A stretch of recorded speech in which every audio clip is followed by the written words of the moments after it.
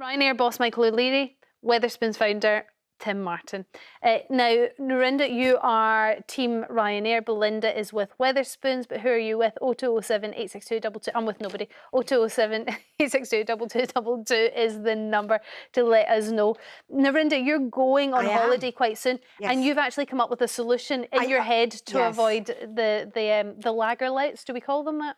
I think so, and what we've done, we're going to Ibiza, and we've booked BA instead of Ryanair, and it's been more expensive. It has cost another £400. Oh, I know. And you did that intentionally. You spent intentionally, the extra £400. Yeah, because I did not want to be on with lager louds, because it's actually the worst experience ever for your flight, because you're just sitting there so scared the whole time, and it's kicking off. It's like a full-on fight on the flight. So you're scared that a fight will break out? You're scared of a physical assault? Or things being choked, and then they'll say something, and you know me, I can't stop myself either, so I'll get up and, you know, there'll be chaos. So I'm hoping the BA flight, which is a little bit more expensive, is going to be a bit calmer.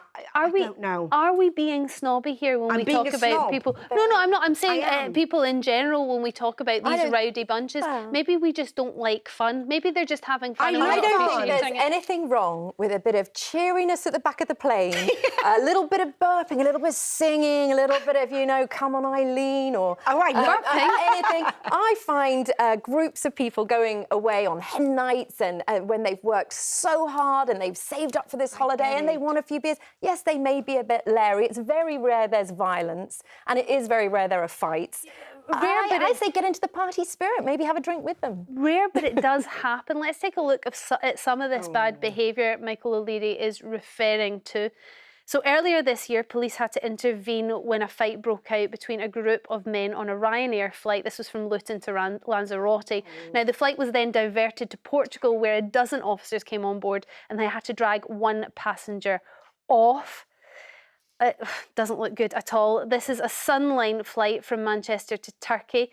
Serbian police intervened here after an argument broke out between a man and a woman in a few rows from the front. The man was arrested. And this is how passengers on an EasyJet flight from Glasgow to Egypt reacted when a couple's rowdy behaviour forced the plane to land in Greece.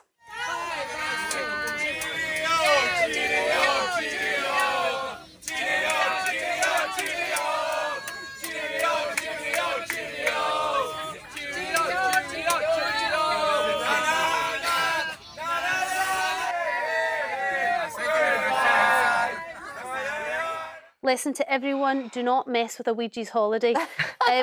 Belinda, that's not just cheery party behaviour. Come on, Eileen. I mean, I love come on, Eileen, but that is not. I would be furious if I was all set on a holiday, got my kids all ready, and the plane had to be diverted or landed. I'd be furious. I would be furious. Yes. But I'm saying that there is a line. So of course, if there is violent or threatening behaviour or out of control behaviour, arrest them. I'm fine with that. But when it's just cheery, merry, slightly drunk, perhaps, groups of hens and stags going out, these young people, you know... That's different. That's your two limits. Isn't the problem... That's not two limits. That's a 10 limit, Miranda. What are you talking about? Isn't the problem that once alcohol's involved, we've lost control as to whether that's going to happen or not? So the question is, how do we minimise that sort of behaviour on flights? Do we just say a 2-drink limit? We're not banning alcohol. You're still allowed to start your holiday. Can they not do the tester before you get on the flight? What do you call it? Breathalyzer? That's it. Oh, yes. gosh, Can they not do that? This is getting so nanny Oh, really? I'm happy with that. It's sucking the joy out of life, the puritanical. No, but then you can't suck the joy out of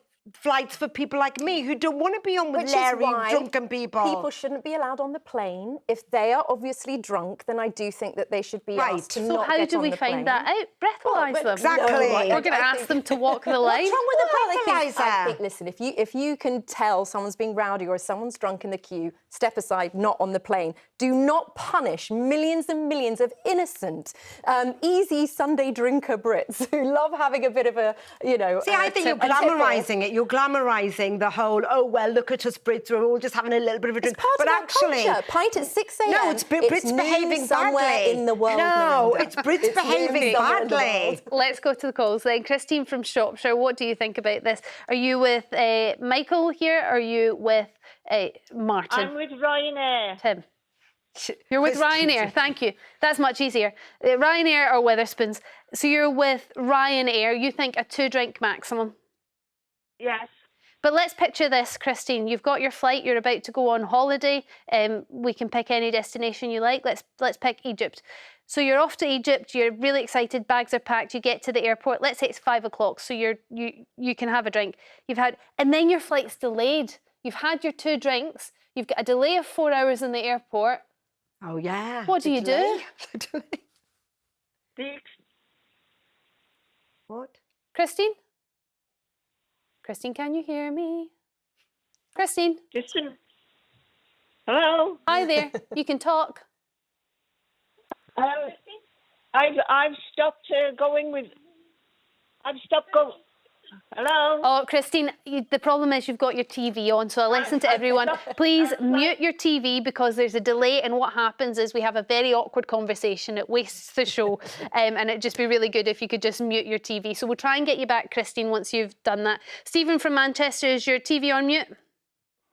I've got you on TV, but it's muted. Champion, that's what we like to hear. OK, Stephen, whose side are you on? Are you Wetherspoons or Ryanair? I'm leaning towards Wetherspoons because I'm very cynical about the Ryanair man. Oh, why are you cynical? I think everything he says and does is to promote his airlines and his profits. If he wants to ban any drinks in the airport, it will force people to buy very expensive drinks on his flights. If he was really serious about this, he would stop selling alcohol on his airline.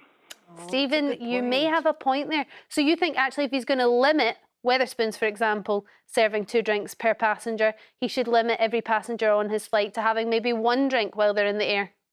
Yes. That does seem fair. And if he did that, would you be in full support? Yes, I suppose so. I must admit, I have to hold my hand up. I don't drink at the airport at all, or on the flight. OK, so you've not got skin in the game here, Stephen. But can you appreciate that for some people that's where their holiday starts? It is, and I can understand that, particularly if you've got through all the security procedures and you're stuck with a delayed flight for 4 or 5 hours. Yeah. What do you do? Yeah, and I believe actually Wetherspoons has stopped selling sort of deals on doubles and shooters as well. So they have tried to minimise the amount of sort of very laziness that we're getting on flights. But there is a kind of acknowledgement as well that alcohol does cause a problem with flights. What do you think about? Why can't people manage their take drinking? responsibility? Yeah, take it. I mean, why are Wetherspoons or Ryanair having to be responsible for your drinking? You're an adult. I know once I've had 3, I get a little bit, and I know to stop. Why can't other people stop? Even if there's a 3-hour delay, I think, right, I better have a coffee now, walk around the shops. I don't know, something. Yeah, but I think you're somebody that has a social life. What we're talking about here is individuals that get out once a year and they just do not know how to behave. So hard to save for their I holiday, and they're going. that. I think there is such a misery guts, like pure. It's like all of the Cromwells, come out of his grave as like no Christmas, no smoking outside pubs, no drinking in airports. I mean, go away. People behave badly. People have Belinda, very few chances to go off, relax, to shake off the cobwebs, and you know, sometimes it means 4 pints, and you won't even notice that someone's been drinking. For this chap to dictate like he's the new messiah, but he's a very naughty boy, because I think the chap Stephen was completely right Stephen about had a very good directing the money towards his drinks. Yeah, that was an excellent point. Do you think that might be the case? But I think then, that on flights they do kind of monitor what you're having. I've seen on flights on long haul, I do a lot of long haul, where I've heard an air steward say, well, you've had 2 or 3 now. Yes. It's not a conversation you want to have in a tin can that far up in the air. It's just in case that causes the confrontation that you're not really looking for. It's a really awkward situation. I really don't know who's to blame, who's to take responsibility. Well, yourself. You should take your own responsibility. You should, yes, but that would be the answer to most problems that we look at in this show. We wouldn't have a show if everybody did that.